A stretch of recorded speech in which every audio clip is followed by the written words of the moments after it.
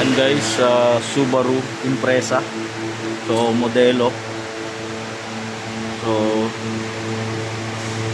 nag-press tayo ng bushing. O mga basag na to. Yan, mga basag na to.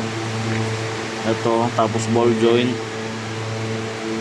Tapos stub link. So pinalitan rin natin pa. Tapos yung bar bushing. So nandito yung mga bagong fenders natin. Yan. So hindi tayo nagpapalit ng assembly nito dahil napakamahal nito. So mga bushing lang, ball joint, okay na. So ito pa naman yung original niya. So napakatibay nito kumpara sa mga lumabas ngayon na replacement na buo. Yan.